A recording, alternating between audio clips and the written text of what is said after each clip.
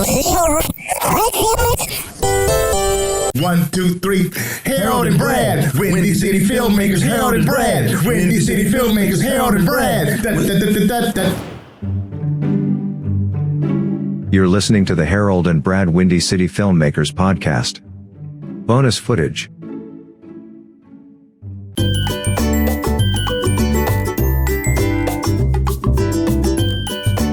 Yeah. So animation, how do you go about making non-real characters have these emotions? How do you make that? Yeah. How do you make them feel, right? How do you give them soul? How do you make them feel and have that heart? And I think the incredible thing with animation is when it's done at this highest level, like what you're talking about, Pixar and Soul, it's like you connect so greatly to these characters. It's such a gateway for emotions. And you're able to just dive into that emotion and feel that huge level of empathy. And as far as like creating the physical characters, I mean, all you start doing is just with anything. It's like you just start with these little moments, and we're just going to like build these little moments, and the little moment becomes a mini little sequence. And it's like, okay, here's this little moment. And like in our film, like the sequence where on the bed, we'd written out, the dad kind of has this feeling, and he gets pulled into the room because he hears the music. Right. He hears the music from his daughter, and he hadn't heard that in a year or something. So he opens the door. We find the mother sitting on the bed. The mother holds up the shirt. So we're building out these little moments. And then in the acting of it, it's like the reaction is dad isn't just broken in that moment when he sees the shirt. He's actually happy for a moment. Right. So he's happy because he's like, my daughter, because I love her. But then he's also like, she's still not here. So we build in all of these human experiences that you come, and then he goes, oh yeah, and then he has to sit down, and then they're having this moment of kind of like isolation again. And so it's like you just keep building out these moments and like breaking down, like almost like an actor does, those moments and the work of each little beat. How do you, and it's just, you just start small and you keep carving it. Right. And then in animation, a lot of times we like to, everyone, like in improv and all of this, you do callbacks, you reference things, you set things up to reference them later, and give them deeper meaning. And it's, like, for example, it's like the beginning of the film, you see the hole in the wall, by the end of the film or middle of the film, it pays off what that means and why that's so important. And it's those little sequences,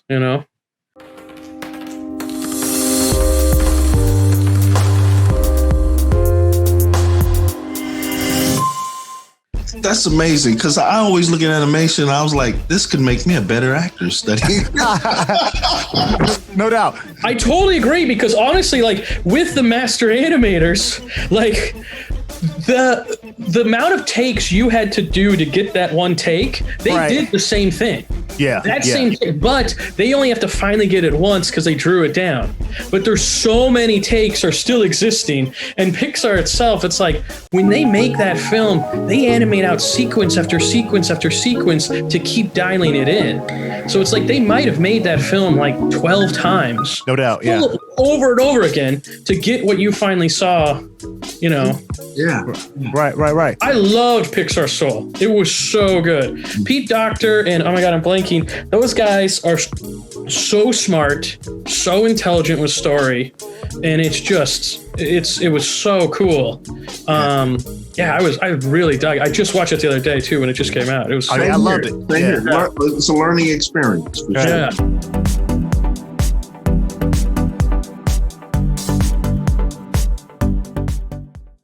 So you were in Chicago for a number of years. You did a lot of theater. What makes Chicago a great theater town in your mind? What makes it a great theater town? The Chicago theater is the epitome of Chicago, where it's just like you're going to do it. It's just scrappy. Right. It's just scrappy. It's tenacious. It's bold. There's, no one says no to Chicago. Yeah. You know what I mean? It's like, right. It's like you got an idea for a show. Everyone's like, yeah, do it. There's not like, well, that's a little too weird. That's like, no, do it. Right. There's a place, do it. Form your theater company, get your crew, make it happen. And that's what I love. And it's like, and where are you going to do it? There's spaces everywhere, which I loved. Yeah. You know what I love? Like one of my friends was doing a show And he said, I'm doing this show. I said, great. He said, only 2 people can come at a time. I said, what? Well, it's in the back of a car. You're going to be in the back seat. And it's going to be site specific. And so one of the actors is driving, and they would drive around pretty much Edgewater and Roger Park, meeting with people. And it was so dope. It felt very cinematic, you know what I'm saying? Because they were interacting. It was like you were like observing this thing, even though they're right in the front seat with you. And I just thought that was so ingenious. You were in this, or you saw it? I saw it. My friend was in it. Yeah. And I came and checked it out, and it wasn't, the theater was actually the car. Wow. And I just thought that was just so ingenious. Like, that's Chicago to me. Like, that's Chicago. Like, that inventiveness, that kind of thing. I love that. Like, that's so, and the site specific stuff is so exciting. Yeah. Yeah, one time I saw Brad in a play in this mansion over on the lake. Oh yeah, that's right. That's right. How long ago was that? I mean, we were just following the play through the mansion. I was right. Like, about like 8 years ago, something like that. I forgot about that. Yeah. It was a long. It's like, yeah, I love that. It's like, I just love that stuff. And it's like, I think Chicago just does it well. And also I think, there's so much talent there. Oh yeah. And it's like you get talent all the way, and it's like, and yeah, I just love it. The theaters are outstanding. And I left right before you guys got every Chicago named television show. So I left right before that wave. Right. Because when I got here, everyone's like, oh, you probably wrote on one of those Chicago shows. I'm like, well, I wasn't. Like, right. Because everyone I know has been a nurse, something. They've been, run over. They've been no doubt. You're listening to the Harold and Brad Windy City Filmmakers podcast. Bonus footage. When did you know it was time to break out to LA? Like, when did you just feel it was time to go? Mine was so hard. This was like the biggest breakup I've had in my life as far as like a city. Like, I had roots. I was tight. I didn't want to leave. I came out here. I had only come out here for a couple times for like work and gigs, but I came out here and decided to come out for 4 months and see what the deal is and live consistently, and for 4 months I wanted to live out here. Right. And I was going, if it's equal, or if LA is only a little bit better as far as career-wise and the things I wanted to do, I would just stay in Chicago and I wouldn't leave. Right. And unfortunately, the opportunity and the things I wanted to do outweighed the stuff in Chicago. Right. And so it just broke my heart because I wanted to stay. But it was like, there's just all these little random things. It's like you can meet some people, then all of a sudden it's like, hey, I got a buddy. Do you want to do, a bit tonight on Conan? And I'm like, yes. That's yes. dope. They're like, can you come tomorrow? I'm like, yeah, I could be there tomorrow. And then all of a sudden I'm on Conan, like, doing bits. And it's like, they never would call you in Chicago and audition you to come and do a bit the next morning. Right. So it's just like the access to it is what blew my mind. The fact that it's just the opportunity. And it's just like, and you meet all these people here. It's very inspiring. Film fundamentally, all the roads do lead to Los Angeles because that's where all the hubs are, Right. Even though Atlanta's a major hub, Chicago's a major hub, obviously Toronto and Vancouver are major hubs, but the fundamental major roots of the production, especially if you're like writing and stuff, a lot of them start here, Right. And so I wanted to be around it. I had never done, like, Chicago was like all my theater times and then commercials. That's what I did, Mm-hmm. So here it kind of began, okay, let's get into TV and films and do that kind of section. Right. That's amazing to have those opportunities, those little sparks. That's a nice charge there. I felt that. Yeah. It is. It's just so, and it's just, you just go around, don't be a butthole to people, be nice. And like, all of a sudden, whatever. Brad's going to call me tomorrow and say, hey, do you want to be in this thing? I'll go, yeah, cool. So it's just, you just kind of, work your way through it. And it was so exciting, but I miss Chicago tremendously. I miss, the city. I miss the food. No doubt. It's just, And also I miss winter. Like I'm a big winter guy. You do? It. Okay. I know. I'm the weird one. We finally got a blast of snow today. It's snowing right now as we speak. Yeah. All my friends are always saying like it was 10 the other day. It was this the other day. So it's crazy. We would talk to Orlando Boyce a couple months ago. He's like out in LA. He did like The Chi, a number of things. Yo, man, there's so many casting offices in LA. Like, I've been out here over like 12, 13 years. Sometimes I'll roll up on one like, oh, this is a casting office? I ain't never been to this. You know what I mean? It's just so many. That's what blew my mind, because it's like, I was, grinding it out, doing commercials, auditioning all the time for commercials, and probably all the places you guys audition at, because we all know where they're going. It's like, It's like, what are those 3 places? It's like, all right, well, that's O'Connor today. Great. Let's go to O'Connor. It's here, it's Claire Simon's fine. So it's like, you're always going to all these different places. Out here, it's just like, there's so many. And I went to there's a complex, there's multiple complexes that are just all rental houses for casting agencies. Right. And I walked into this one, this was my first visit to LA to go audition. And I walked in, and on the wall, it had 15 commercials were auditioning in this one room by 15 different companies. Right. And you were like, I want to hit this one, this one. Yeah. I'm like, whatever's going on here, I'm very interested. Right. Right. Like, I want some of this. I don't understand it really, but this seems special.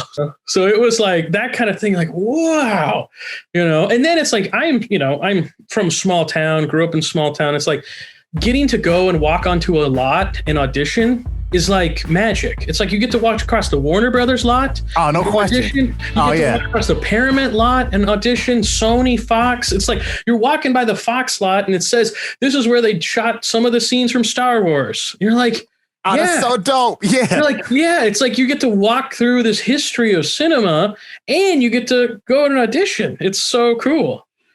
Well, I want to ask you, so what's your next, what are your plans now? What are you looking forward to as far as being in the arts and doing the things that you're doing? What else is there for you? I've started we're making another short animated film. Nice. And we're also we're developing a couple of different animated features. So I'm going to direct and write those. And then as far as like, I'm still constantly, auditioning for commercials and obviously writing my own writing. I've been writing plays and things like that. Even though writing plays out in LA, we're in Chicago, you say I wrote a play, everyone's like, cool. Right. That's great. Chicago, LA's got this weird vibe. It's like, I wrote a play, and everyone's like, yeah, but you're going to turn it into a screenplay, right? Right. And you're like, no, I wrote it to be a play. Right. And they're like, okay, fine. Yeah, I'll adapt it, So it's like, I got like those kind of things. And, and obviously, I'm still auditioning. It's just trying to, get parts. I feel very much like it's, I'm a journeyman artist, and it's just keep seeing what things present and what things grow. And right now, I'm getting this wonderful moment of success and recognition with this film and filmmaking. Nice. So I'm kind of, seeing where that's going to lead and what wonderful opportunities.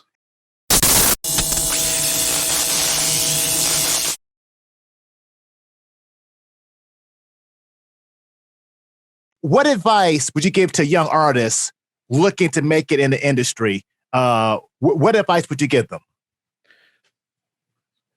I would give them, it's like, don't let other people's no's be yours. Right. Nice. Like, don't let someone else take that away from you. Like you control it. You control and create your own work. Going to that, like create your own work and don't let, because there's so many times I think in my career and a lot of people's careers, it's like someone else tells you no, and it kind of takes the wind out of your sails, and you're like, wait a minute, no, that's not it. That's dope. I love that, man. I love it. Yeah, I do too, because it's important to, and you said you're a journeyman, and that's how this thing is. We're on this ride, and every day is a blessing, and an opportunity presents itself. Keep your eyes and your ears open. Yeah. Oh, absolutely. Yeah, absolutely. You get it. This is not like this isn't this quick burn. This is a life. We've chosen a life. No doubt. And we're going through this life, and I like it, the artist's life. It is random. It is scary. It is exciting. You know, you have, moments of like some financial security. Then you have like, are you going to finish that sandwich? And I've had it all. I've had it all. Yeah. And it's just like, it's exciting. It's exciting. But Right. it's also, it takes a fortitude, and you have to persevere to be on this journey, And it's like, I love it. I absolutely love it. And I love also, I am always so inspired by the other artists around me. No and doubt. I love that energy. And I just love being around people. I love collaborating. And it's like, even I'm inspired by you guys. When Brad said he had this, I didn't know that you guys had this show. And I was like, oh, cool. And then I looked you up, Harold, I looked you up. You have 175 IMDb credits. Harold, I think I need to live 2 more lifetimes to catch up to you. Like every day's a blessing. I know, clearly, and you have all of them. no doubt, man. Yeah, thank you. Michael, you're very inspiring to us, man. Yeah, Thanks so much. We greatly appreciate it, big time. Oh, of course. Thank you so much. Anytime. I love you guys. No doubt. So for Brad Stevens and Harold Dennis. we'll catch you when you catch you. And as always, dream big, dare to be great. We out of here. Peace. Peace. Peace. Bonus footage.